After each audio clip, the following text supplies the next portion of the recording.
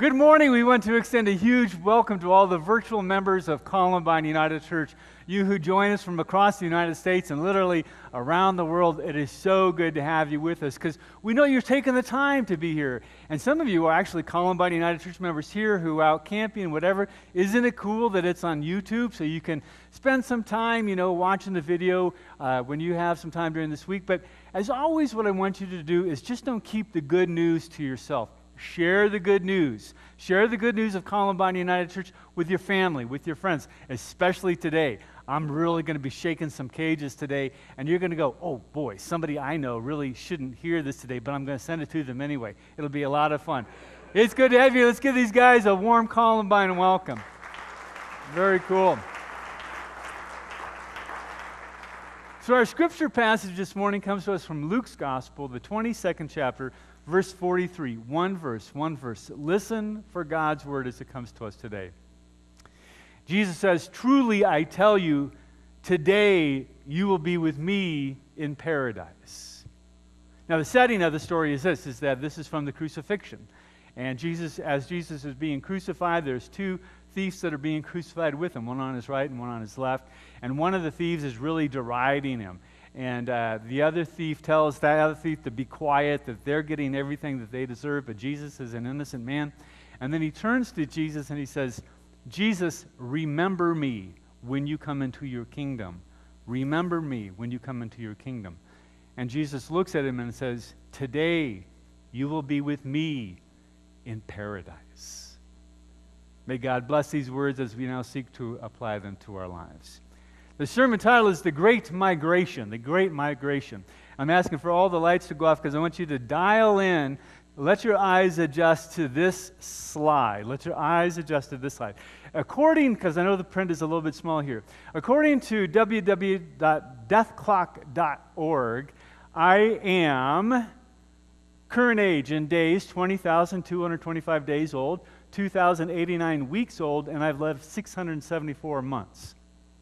Based upon the data that I have entered, I will die on Monday, the 13th of May, 2047. Yeah? I will live to be 88 years, 1 month, and 3 days. I have 11,950 days, 13 hours, 47 minutes, 38, 37. Isn't that amazing? You kind of enter in your data, and it's really fascinating when you go there and you start kind of saying, well, what if I live like this instead of like that? And what it does to your projected age, kind of based upon averages of other people like you. And it's like, wow, 88. I kept thinking, I wonder how it gets to be 108. Well, then I said, I wonder how long Mitch is going to live. And so I plugged in Mitch's data. And Mitch, baby, you have till Thursday, the 11th of October, 2040, which is great. Do you know what's really amazing? You know what boosts your lifespan beyond so many people? You don't drink. No alcohol consumption. Boom, it boosts the life expectancy. So you will be 77, 6 months, 1 day old. You have 9,545 days, 13 hours. So stop messing around, baby. You got to get going. You got to get going. Joe, where's Joe? Is Joe in the building? Joe, baby, here's yours. I entered your data. Here's Joe, you have until Thursday, the 19th of May, 2022. You got only 7 years, baby. You started pedaling that trike. You have 2,825 days, 13 hours, and 32 minutes. I really want you to do that last half hour. Yeah. Hey, we're in church. We're in church. Man, who invited him in anyways? Good Lord, I got to remind myself not to open that door to him. So I at the first service, Justin is sitting right here. I said, Justin, you want to know your data? He said, it better be a long time from now. Well, here's Justin's data. December 30th, Monday, December 30th, 2041, 61 years. 8 months and 20 days. I get to go to his funeral. You and I both get to go to his funeral. He was like, that's not funny. That's not funny at all. You know, the amazing thing, you know, it's really funny, Chris Lawrence, stand up, man. Chris Lawrence just lost 101 pounds. Isn't that amazing? 101 pounds. You have officially lost my mother-in-law, which I want to know what your secret is. Do you know how much you boosted your life expectancy by losing all that weight? Good for you. Congratulations. Take a seat. That's awesome. So, you know, people, when they come to me, and there it is, www.deathclock.org, you know, I always ask, you know, so are you going to die? So you're going to die? They think, oh, yeah. You know, it's, yeah, kind of, I think. But, you know, it's like we don't really ever really think, you know, I'm going to, someday, you know, we all want to go to heaven, we just don't want to die. Or as not Robin Williams, but who is the comedian who says, you know, I don't mind dying, I just don't want to be there when it happens. Woody Allen.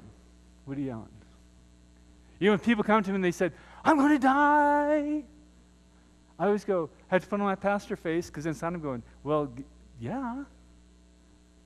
But hey, I just found out I'm going to die. Yeah. You know, we all think it's...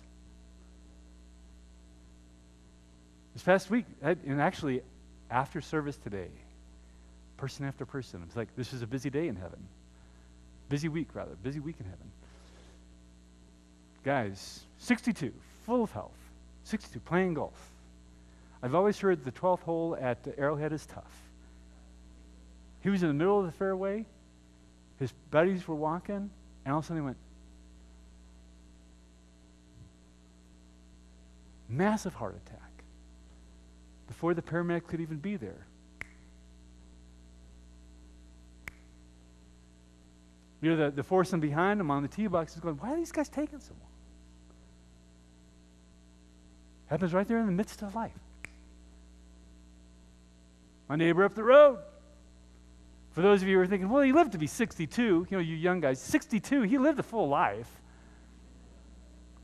Don't you remember when we used to do that? Yeah, I said, it's like, man, those old guys really going to get off the planet, give us some space. My neighbor up the road, 39, wife, 2 little kids. He had asthma his whole life. Came home from work, had an asthma attack, took some medication. 45 minutes later, before the helicopter could even land, he was D-E-A-D.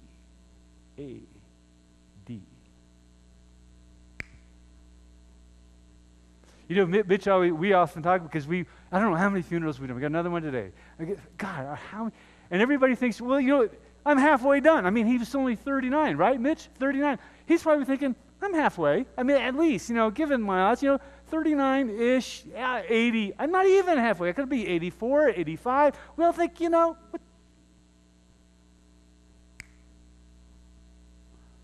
you only have this moment. And I might kill you myself right now. I just preach you right to death. Some people put people to sleep. I put them to death, baby. I've had people have heart attacks right here in the middle of the service. Seriously. When are you going to die? And because it's something that we always ignore, I believe it's a spiritual discipline to pay attention to it. Pay attention to your moment of death, your time of death, and especially to think about what happens to you after you die. What happens to you after you die? Because we have some kind of vague understanding of what happens after you die. And I want to tell you that most of your vague understanding, I'm going to tell you right now, is wrong. And I'm actually going to invite you to go deeper today. I want to invite you to go deeper. That's been our sermon series all through August, and I've had so much fun with this. Justin and I sat down and said, let's take some controversial issues and kind of go deeper with it. So I preached on hunger in our community. Justin preached on immigration. I preached on the Palestinian-Israeli conflict. Today, what happens to us after we die. Next Sunday is a Stump the Pastor, where you get to ask me, Justin, the staff, any question that you would like to have answered, especially some of the things that you've raised. And I've only been stumped once. Gavin James, 6 years old. Pastor Steve, when's God's birthday? You got me, Gavin? You win. Hey, I want to tell you something today. Someone, after the first service, came out, oh, I'm so glad my sister wasn't in church today. She would have attacked you. Oh, she would have tore you apart. I am going to go after some sacred things that a lot of people hold. And I'm not expecting you to agree with everything I have, but I want you to go deeper. I want you to push. And if nothing else, I want you walking out of here today thinking about everything that I had to say. I want you arguing because I'm passionate about it. I love what I'm going to do today. All right. I want you to think about this. The Great Migration. Every day, 150,000 people die around the world. That's the average. Throw in something like Ebola, throw in something like a tsunami, throw in something like that, and that average goes up. But 150,000 days, they go. They go. And I always ask the question, well, where do they go? I mean, you better ask the question as well, because you might be you or someone you love might. And if your answer, well, that starts the long dirt nap, then you just can go to sleep. Make a grocery list because I don't have nothing to say to you. But if you say, no, I think there's something, then I want you to pay attention. Because I want you to think about what it is, about where do they go. Now, what happens when you die? I believe we have a soul, that the body dies, but the soul goes on. The soul moves on. And the question that people have is, well, what happens? Where does the soul go? And a lot of people say heaven or hell. They either go to heaven or they go to hell. That's kind of the Christian concept. They go to heaven or they go to hell. And if I do nothing more today, I want to really go after your concept of heaven and hell. Because I want to tell you that this should not be a Christian concept. I know that within Christendom, the vast majority of Christians talk about going to heaven and they talk about going to hell. And that might be Christianity. It's terrible theology, and it's not what Jesus taught. People want you to think that this is what Jesus taught. They want you to think that this is what happens. And I want to tell you, they're dead wrong. And that's why a lot of people say, don't go to his church. Just don't go to his church. Ooh, you will end up going to hell. I so disagree because Jesus did not teach about hell as we think about hell. He talked about Gehenna. See, you want to go? He's taking his little kid to, don't worry. Gehenna was the garbage dump outside the walls of Jerusalem. And when I went to Jerusalem, I asked our guide, I want to see the garbage dump, I want to see Gehenna. I had to make him say to take me to the garbage dump. He says, there's your garbage dump, it's right there. Thank you, take a picture of it. He says, why? Well, because this is what Jesus talked about when he said they will be cast into Gehenna. They'll be cast into the garbage dump where there was a fire going to burn the refuse. So when Jesus said Gehenna, he was talking about a physical place that people lived amongst. It is as if they are living in a garbage dump. And you know people like this. It is as if they are living in a garbage dump. Well, Christendom flipped that because of Jewish apocalypticism, and you've heard me teach and preach about Jewish apocalypticism. That should just be like something you pull out. I know about Jewish apocalypticism. If not, you need to go back into the YouTube archives from a couple years ago. Because that wasn't Jesus. When we think about hell, actually what we think about hell, everything that when you think about hell, the visions that you have about hell comes to us from Dante's Inferno. Christendom has images of hell, especially from the medieval times, not from the Bible, not from Jesus, but from Dante's Inferno, which is a great poem. It's lousy theology. I mean, give me some hell music. Give me some hell music. Oh, yeah. Abandon all hope, ye who enter here. You will be rowed across the river Styx, where you will be greeted. And you will go down through the different cycles. Some of you will be in the lake of fire, swimming amongst the gas. Others of you will have to go deeper into the cycles, where you will have your limbs torn apart from your body, only to be put back together again, over and over for eternity. And some of you will have to go down even deeper into hell. Right? Yeah, that's where you were told hell is, right? Yeah, right. That's Dante. That's the Inferno. That's not Jesus. That's Dante. That's the Inferno. That's not Jesus. And I want you to think about this. I mean, think about this.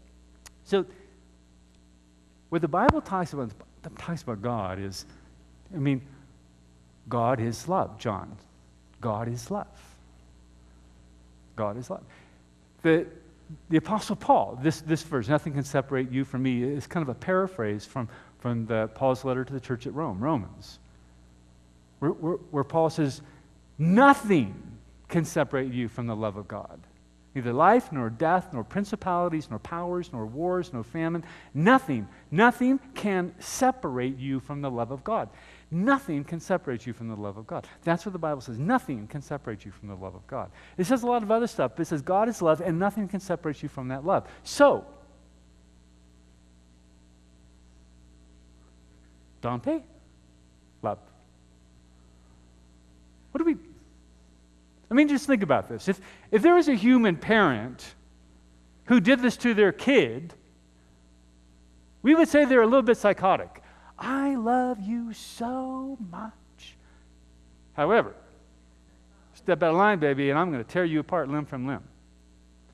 You are my precious child, but I'm going to wring your neck until every bone in your body snaps. You are my child. Forever you will burn. If you knew that you had a neighbor like that, you'd be calling social services. You know, we would say this person is abusive. And we would not tolerate that kind of behavior from a parent to a child. In the extreme cases, we would arrest them. A court would remove them from the care of the parent. Why? Why would we project that onto God? Why would we project that onto God? Let Dante be Dante. Let's focus in on the teachings of Jesus. I want you to give up that concept of hell given to us by Dante and early Christendom, not given to you by Jesus. By the same token, I want you to take on the notion of what is heaven. Give me like heaven music. Lord, Lord, Lord, Lord. You want to go to heaven? And people have these images. I want to go to heaven. I'm going to be this little soul, Lord, and I'm going to be flying. I'm going to go to the gates. There can be a lot of other people. And maybe an angel is going to come, and greet me. And then, there's going to be a garden. And when I've talked with people, this one person talked to me about, well, it's a place. It's a place that I go. I'm going to go to a place. And I always had to put on my pastor face, because when they talk like they're going to a place, to me, it sounds like they're going to Leadville. I pulled Leadville because it's the highest town, in the western, North America, whatever it is, right? It's like, I'm going to Leadville. I want to go to Leadville. How do I get into Leadville? Do I need to say some special words to get into Leadville? Oh, I so much want to go to heaven. Oh, I want to go to heaven. How do I get into heaven? Well, you have to say these special words, and then, Lord, the gates open. No, as disconcerting as this is for a lot of people, I want to take on this concrete notion of heaven. If it gives you peace, if you don't want me to take it on, you got to do this for the rest of the service. La, la, la, la, la, la. You're just not going to pay attention because I'm going to take it on. Because the images that we have of heaven and hell are given to us by Jewish apocalypticism at the end of the first century. That form of Christianity adopted and solidified, especially during the Dark Ages, the medieval times. And those same things have gone through Christianity. And just recently, like in the past 50 years or so, theologians and biblical scholars have gotten up to the point where they say, no. This is not what Jesus was talking about. This is what Christianity was talking about. So, we have to go beyond that. We have to go deeper than that. That's why this sermon series is so fun. It helps me to push you to go deeper. There are a lot of people who believe this. A lot of people can tell you I'm wrong. That's why I get their own churches. They get their own churches. We have ours. Go deeper. For me, I want to go beyond these two concrete examples. And when I think about what happens to me after we die, I think about today, you will be with me in paradise. This is what Jesus said. Today, you will be with me in paradise. Today, you, me, paradise. Let me parse this out. My father-in-law died a year ago, October, coming up on his first year anniversary. He had a really tough death. Of all the deaths that I've assisted in, that was one of the toughest deaths. And boy, he really wrestled. And he told me over and over, you really believe something's going to happen to me after I die? I said, yes, I really believe. But I said, but it's not just believe as an intellectual, I know in my knower that something happens. And he says, what? He says, what's going to happen to me after I die? Well, I said, it's going to be kind of like a cosmic TSA checkout, where you have to do more than just take off your shoes.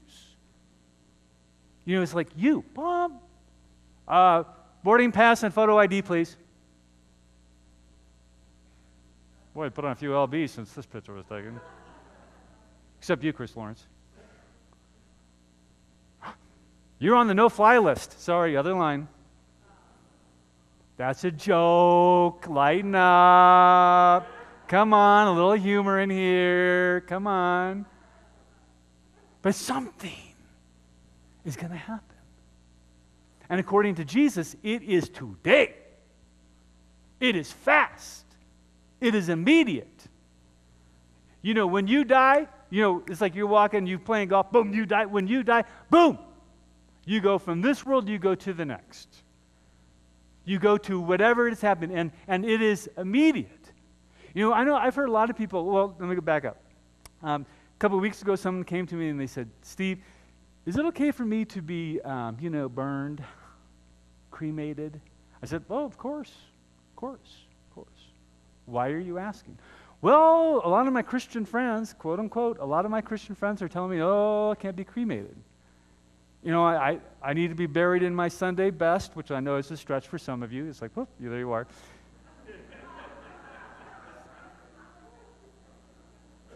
I'm just kidding everybody today, babe. I'm just going after it. You're being buried in your Sunday best in a coffin, so when the dead are raised together, the last trumpet, the second coming, up, pop you out of the casket, and God puts you back together, there you are. I said, that's Jewish apocalypticism. And they said, what? I said, go to the YouTube archive. I said, that is part of the whole Christendom about the bodily resurrection. The bodily resurrection. We don't believe in that bodily resurrection. That's part of Christianity, believes in the bodily resurrection. Jesus didn't teach that. Jesus did not teach that. He used to explain to me, I'll never forget when I was a little boy and I found out that I was going to die. That freaked me out. Because I was like, whoo, life, going to live forever. And they said, no, you're going to die. It's not going to be for a long time, though. Not for a long time, until the little neighborhood boy died. So now what does it mean? Well, they said, well, it's like falling asleep. Like when they're driving home from grandma's house and you're tired and we still have a long way to go, but you fall asleep and suddenly you wake up, there you are. Well, that's like dying. They said, dying's just like taking a nap. You take a nap until Jesus comes and gets you. That might be comforting for a kid, but if you're 50 and you still believe that, go deeper. Go deeper. In fact, I don't even believe it's a good thing to teach kids. That's a whole other thing. You can teach kids about death and dying, but that's Justin's job. I'll let him do that. You need to go deeper. Because what happens to you after you die is immediate. Jesus says, today, there's no going to sleep. Today, you're going to be dead. And it's not going to be pretty. I'm never seeing a single pretty dead body. You'll be dead. But then today. And then Jesus says, today, you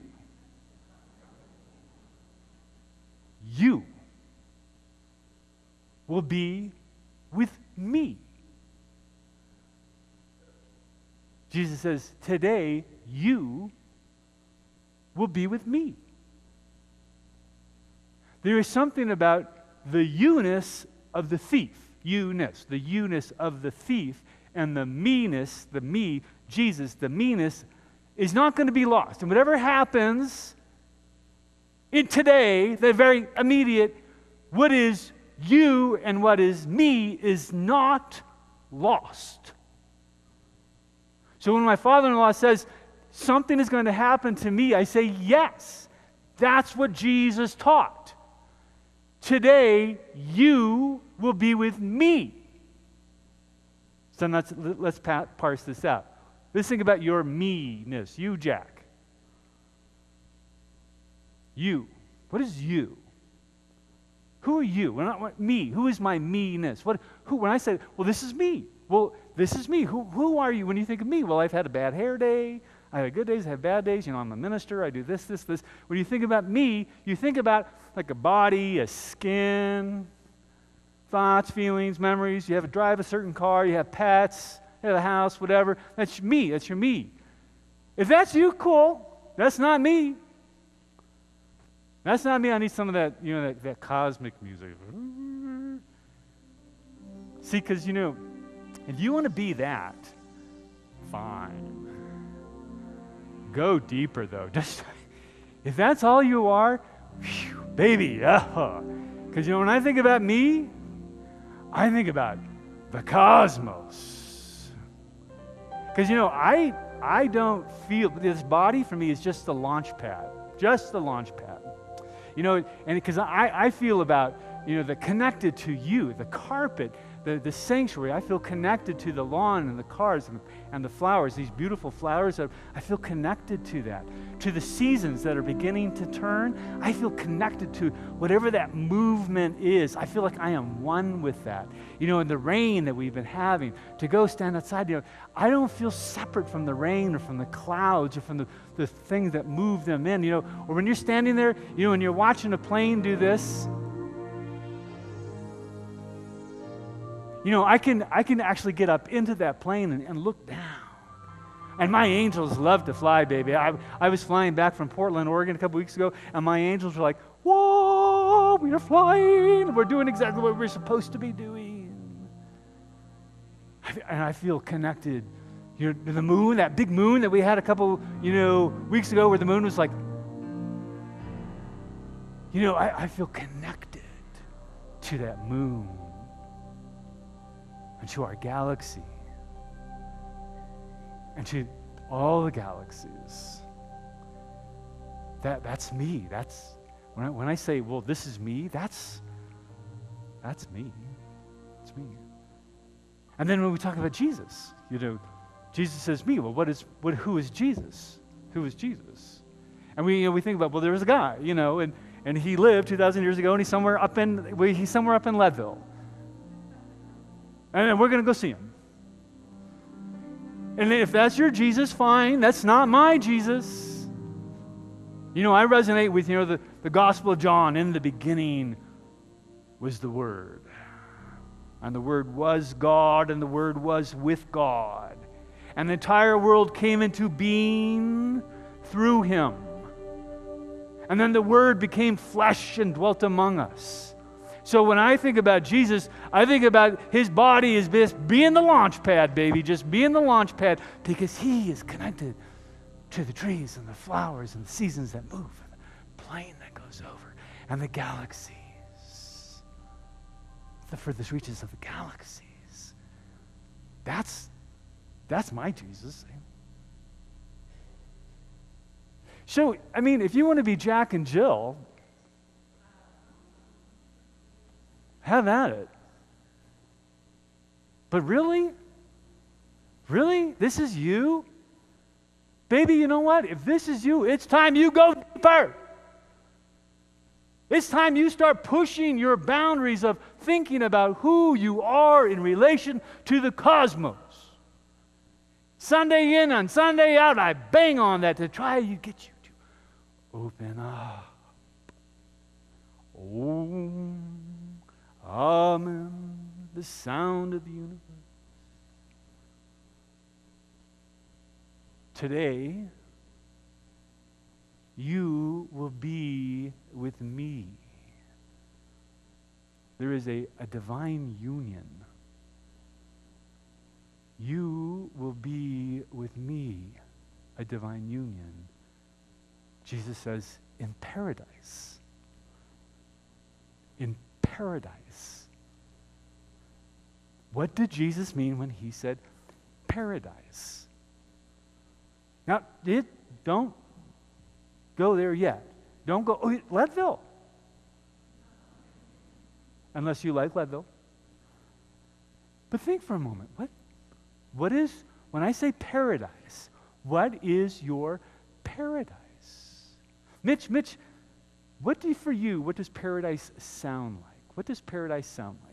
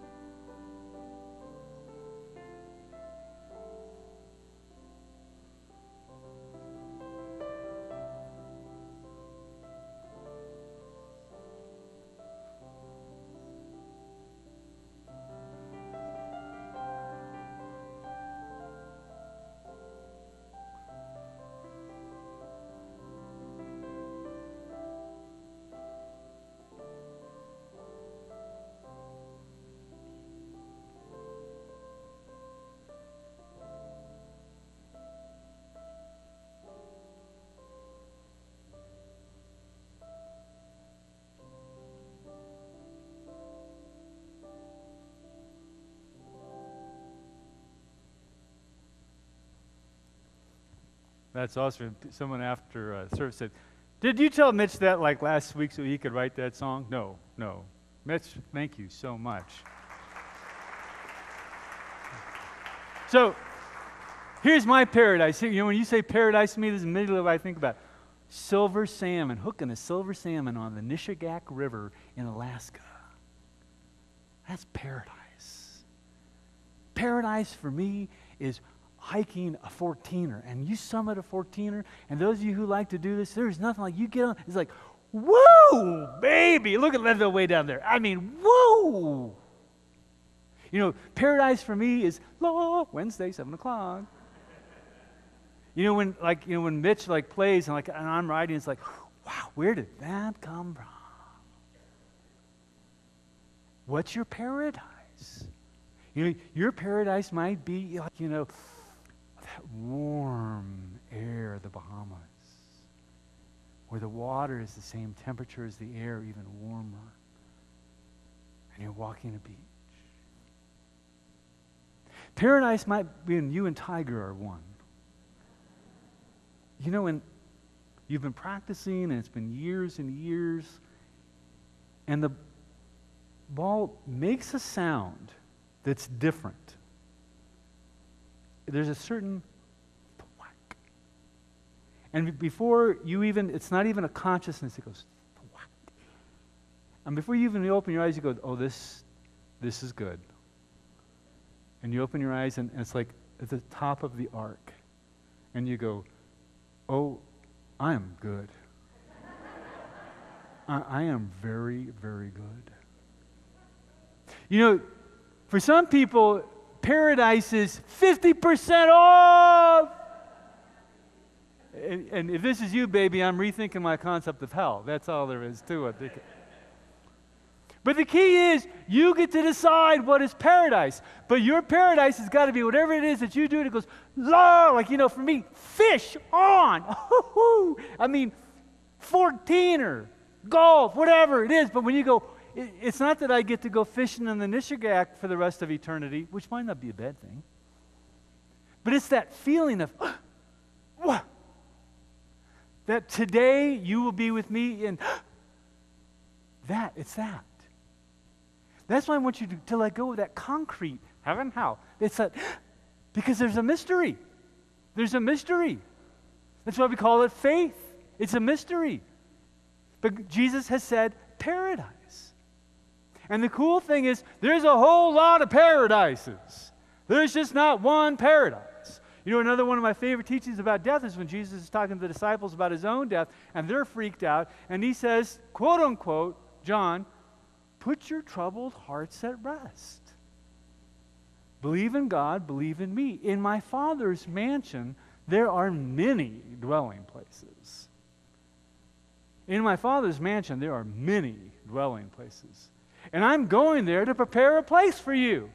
And if this were not so, I would have told you.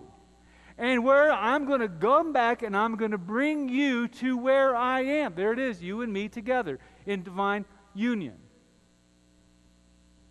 And you and we are, and the cool thing is that there are many dwelling places. There are many dwelling places. Nobody is excluded from God's mansion. Everybody gets to go.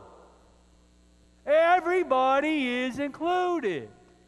And this is where people go, well, the next verse, the very next verse, Jesus tells the disciples, and you will know the way to where I am going. And they go, we do not know the way to where you are going. And he says, I am the way, the truth, and the life. No man comes to the Father but by me. And my conservative brothers and sisters say, see, right there, Steve, you're wrong. Unless you accept Jesus Christ as your Lord and Savior, you're not going to Leadville. And I always say, that's not what he said. He said, I am the way, the truth, and the life. No man comes to the Father but by me. What this means is he's cosmic. You have to go to the context of the beginning of the gospel, where the world, the cosmos, was created through him. In John's vision, then everything is going to be embraced through him. There is nothing that was created that is not a part of him. That's why you got to go back to Pride Sunday a few weeks ago when I talked about that God looked at all of creation, and said, behold, it is all good. Behold, it is all good. God did not say, behold, not you. Buddhists, Hindus, behold, it is all. No, you atheists, especially you guys, out of the pool. You don't even believe me. Behold, it is all good. All good. All included. You don't need to be saved because we were never lost. We were all a part. Today, you and me and everything. Pets, people. And if my chihuahua doesn't go to heaven, I ain't going. All in paradise. I have a question for you. Why would that vision upset so many people that we all are included? I'm constantly amazed. Like, why does that offend you? But that's another conversation. Tick, tick, tick. You know the reason why I want you to think about your death clock is because you have a life. I need some life music. Man, it's like an amazing day outside. And the sun's out. You get to live it. You get to live. You're alive. Yeah, someday it's all going to, the lights, that bus is going to run and you're going to step out and whoo, it'd be like, and St. Peter goes, next time look both ways.